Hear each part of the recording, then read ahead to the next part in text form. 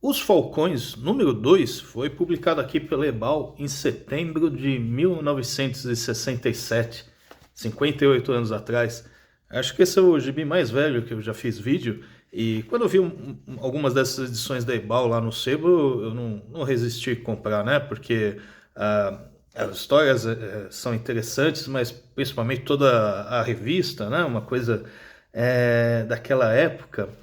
Essa revista ela tinha um preço de capa de 30 centavos de cruzeiros novos, porque em 67 o cruzeiro começou na década de 40, cortou já uns 3 zeros, virou cruzeiro novo, porque mesmo naquela época a inflação anual já ficava, né, entre 30, 60, 90%, assim, e aí desde a década de 40 já ficou um número muito grande, eles fizeram uma reforma monetária, por isso que é o valor baixo. Eu sempre fico curioso de tentar calcular quanto que isso seria hoje. Quando é muito antigo assim, o cálculo fica impreciso, mas seria em torno de 6, 7 reais, alguns pãezinhos da época, né? Porque essa revista ela tem menos páginas, é preto e branco, né? Com relação àquela do vídeo do Super-Homem, né? Que é um produto mais nobre.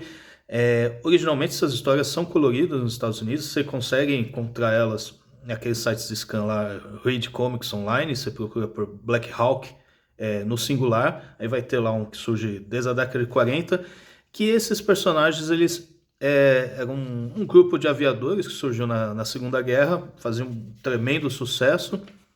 Aí, lá pela década de 50, a editora que publicava eles fechou e vendeu esses caras para a DC.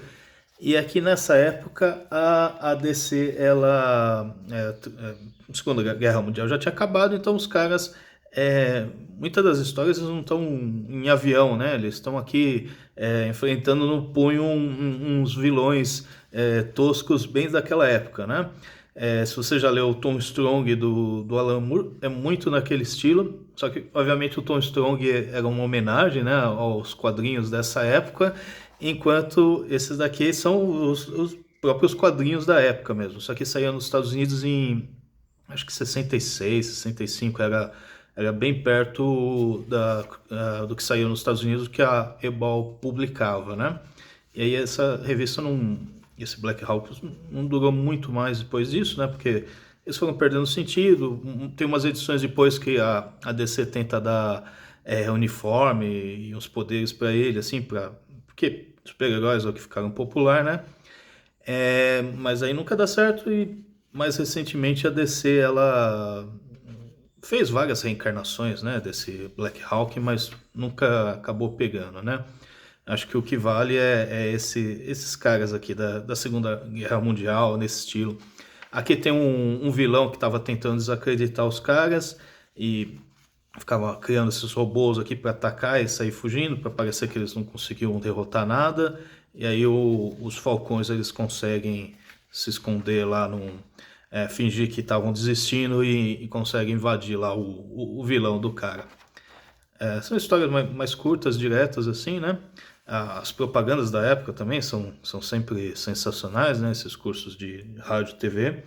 Aqui eu acho que estava vendendo uns móveis de papel dos Beatles, tal. Não sei se era o cabelo ou só eles não podiam usar as fotos das pessoas, então tinha os cabelos representando os caras. Mas é interessante que a gente sempre vê o Beatles como algo nostálgico e aqui literalmente o que ainda acontecia, né? A banda foi até 69 e tal. Então ainda tinha coisas do Beatles, coisas do Exploração do Espaço. Essa segunda história é bem curtinha, é um flashback deles da época da Segunda Guerra Mundial, onde um deles acaba pousando para ajudar lá a resistência na Polônia, ele acaba tendo que assumir o comando das tropas lá. História de 5, 6 páginas. E aí termina com uma história do Arqueiro Verde, né? Porque isso aqui era realmente DC Comics, né? Então é o Arqueiro Verde Ricardito.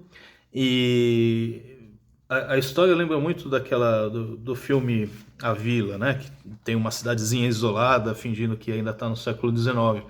Aqui o Arqueiro Verde acaba se encontrando numa cidade do Faroeste, que todo mundo decidiu viver bem isolado, pequeno, todo mundo decidiu viver como se fosse no século XIX.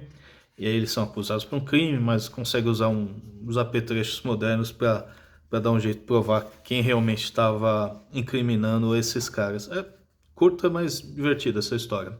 E, enfim, mais propagandas, tal, que eu acho que é metade do charme aqui das revistas. Tem aqui nessa primeira página, tem os caras da Ebal falando, ó, manda sua arte aqui que a gente vai comentar, tal. E eles realmente são sinceros, falando, ó, essa arte aqui sua tá bem ruim, mas você é uma criança de 13 anos, ainda tem muito que evoluir, ou os caras mais adultos, eles destrincham mais, é muito divertido ler essas partes. Eu tirei uma foto, postei lá no Instagram, depois eu posto também nos posts comunidades do Facebook.